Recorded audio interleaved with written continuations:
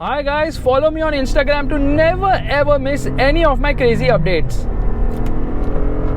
Hi guys and welcome to another vlog. I'm driving this. This is the Lexus NX300H and straight away we are going to be opening the engine bay of this very silent car. You can barely hear anything. Okay, hydraulic struts. It says Lexus hybrid drive. Just remove Lexus and put Toyota and it would mean the exact same thing. You've got orange colored pipes which will look kind of funky and might remind you of KTM motorcycles. Just kidding. There's insulation there. It doesn't need insulation because the engine is so freaking silent, because the engine is not really on all the time. The hybrid, or rather the battery, takes care of it. Anyway, the design of this car is really very attractive, looks very sharp, looks amazing. Spindle grille, and of course you've got a front camera here. You've got front parking sensors. The Lexus grille which has this, the Lexus logo which has this blue tinge to tell you that this is a hybrid. And of course beautiful lights on this car. Look at the boomerang LED, looks fantastic. But the headlight itself is really very bright and sharp, looks amazing as well. And obviously you've got a headlight washer too. That is again super duper awesome. Meanwhile, okay, these are vents, kind of functional. This is the fog lamp of the car, quite lower down. You get this, chromish treatment which is finished in gunmetal, whatever you want to call it. The car looks really very aggressive, looks really very nice and absolutely attractive too. It is small. It is Lexus's smallest crossover, rather smallest vehicle as well. And you can see from the side, it's not really big. It's a competitor to the Mercedes GLC, but it's smaller than the GLC. It says hybrid right there. I don't know who's going to read such lower down that's written hybrid. But sharp cuts and creases. Even on the mirrors, you can see cuts and creases along with chrome, which has been subtly done. And of course, you've got a camera here because it gets a 360-degree parking camera. The wheels on this car also look nice, finished in black sort of a treatment. 225/60, 18 is the size of the tire. And of course, the Lexus logo is super duper sexy as well. You get this body cladding which runs throughout the car, but in a very subtle way. It gets request sensors on all the doors, chrome around the window line as well, and a slightly sloping roof line too. This is a very attractive looking car. Of course, the rear tires are also the same size. Meanwhile, it also gets rear discs. Now, when you move behind, again, you would love the lights on this car because the lights are just so fantastic. It says NX300H right there. Where are the exhausts? Well, we'll have to find them out because they are kind of hidden. Yeah, that is the exhaust. It just gets a single exhaust. Meanwhile, rear parking sensors. There is a reverse parking camera. Says Lexus right there. Dynamic swipe indicators. The indicators look really nice. The lights are super duper awesome in this car. You get a rear spoiler, you get a rear washer wiper as well.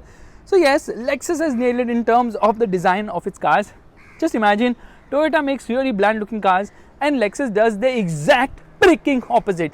In fact, attention to detail is massive. It says Lexus right there, and again you can see the dynamic swipe indicators. Okay, the LED DRL is still on and the dynamic swipe indicator is also working along. That just shows the insane attention to detail on this car. You get a black colored roof. Actually, that's a panoramic roof. You get a shark fin antenna as well. Let's open the boot because it gets a power tailgate. Here I press a button and there the boot opens. Now the boot is kind of big on paper, but not really, because look at this massive hump. Why is this hump there? Because it gets a full-size spare wheel which sits right below. Yeah, full-size spare wheel sits right below and all the jack pack is there. Not from Titanic though. And here you get a light. You get a 12-volt charging socket as well. Okay, this is to secure your luggage. Another hook as such. Yeah, on both the sides it's symmetrical. Again the light, but there are two buttons here. What does this button do? Well, you can recline the seat electrically. Press a button and there you can recline the seat completely. Isn't that awesome? Of course, that is super duper awesome.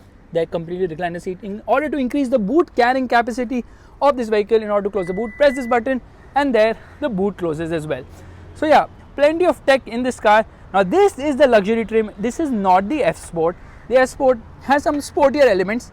Coming to the rear, first and foremost, the doors open wide enough. Door pockets are also big enough. Lovely treatment. This being the luxury gets this beige treatment.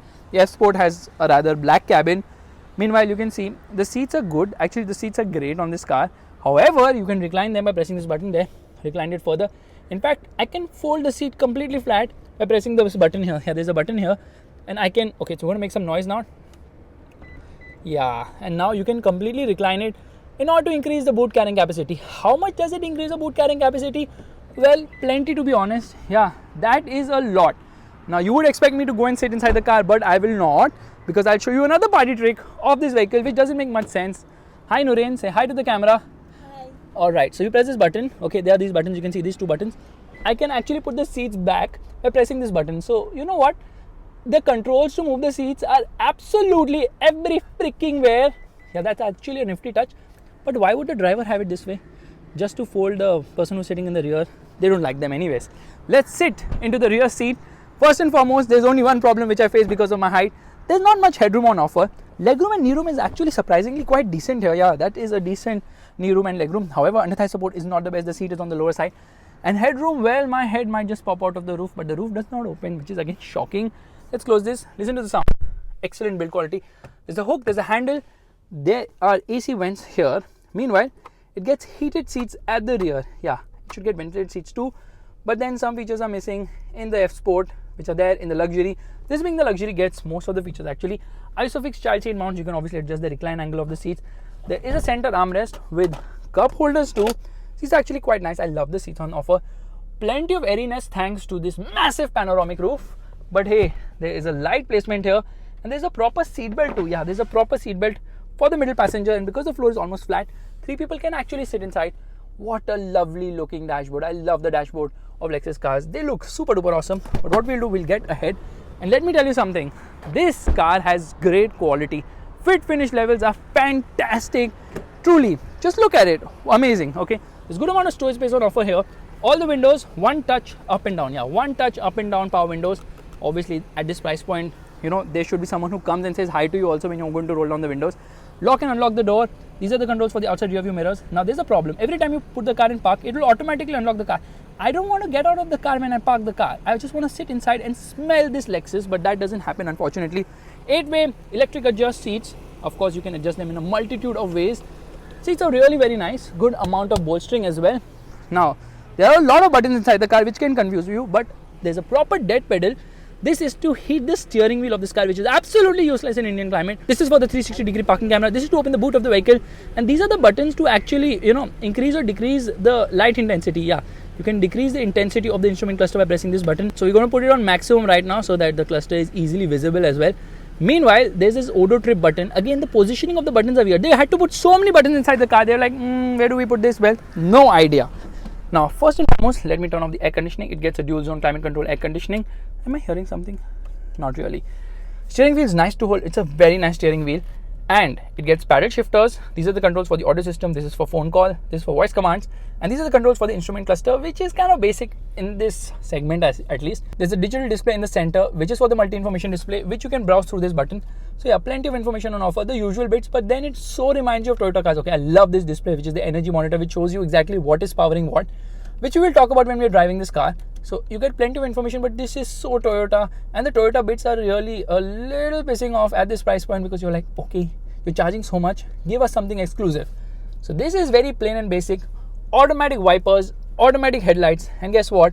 The position of the wiper stalks are on the other way when compared to Toyota cars because Lexus was mainly made for the US markets. That's why it's known as luxury exports to the US. Air conditioning off. Love the display, love this clock as well. These are all the controls for the air conditioning. These are the controls for the ventilated seats and heated seats. So this is for seat heating and this is for seat ventilation. You can only turn one on at one time. Meanwhile, there's this hidden buttons here. Okay, these are memory seats. You can save up to 3 people's settings as well. The dashboard design is super duper awesome. You can hear pin drop silence right now because the car has gone on to battery mode. Yeah, you can see that in the energy monitor right now. This is obviously for the navigation. Quality of everything inside is fantastic. Glove box is lockable. You press this button, the glove box opens. Glove box is decent size, but it doesn't have the cooling function. And the co-passenger can also lock or unlock the car. Twin cup holders here in the center. Below here, the front center armrest, there's storage space. And because Android people always charge their phones right now, that's the reason where they always roam with their chargers as well. You get a wireless charging pad and there's storage space below as well, where my glass as well as the sanitizer is left. Meanwhile, 2 USB ports, an aux port along with a 12-volt charging socket. So yeah, plenty of charging options. Looks like Lexus is competing with Land Rover in this regard. Now this thing does not open. What am I doing? Yeah, this thing does not open. This thing does open, and there's a party trick here. You know why? There's a mirror. Yes, there's a mirror. This car will really attract those who roam around with girls. Like you. Here, use it. Now, below here, there's some amount of storage as well, but I don't know what you're going to keep here. Meanwhile, this is a touchpad. It has haptic feedback, which is super duper awesome. Electric parking brake, auto hold function. This is to turn off traction control. This is to get into pure EV mode, and these are the drive modes of the car. This is the gear lever, and these are for the audio system. There is a CD player. Meanwhile, there's some storage space here as well.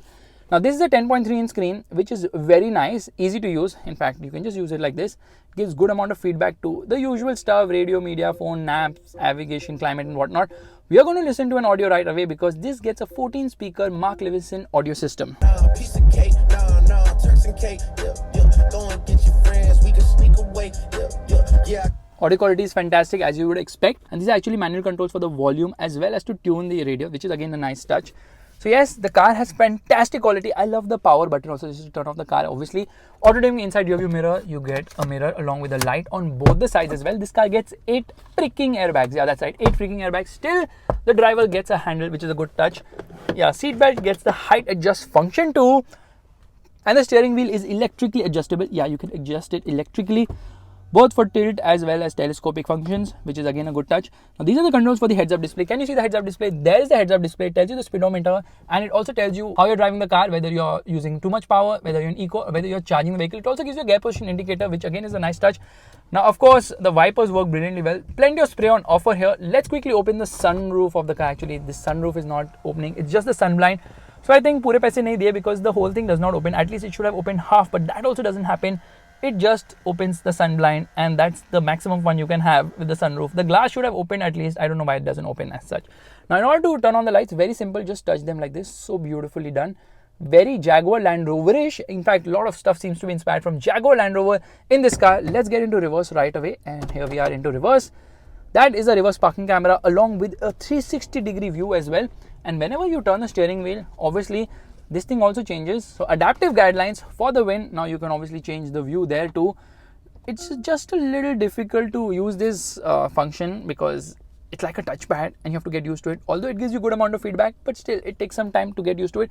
Now I'll show you another thing. We have locked the car right now. As soon as I get into park, here you see, yeah, it unlocks the door. That is not the best function. But you know what? The mirrors also go down when you get into reverse so that you can see what's below and you don't hit a curb as such.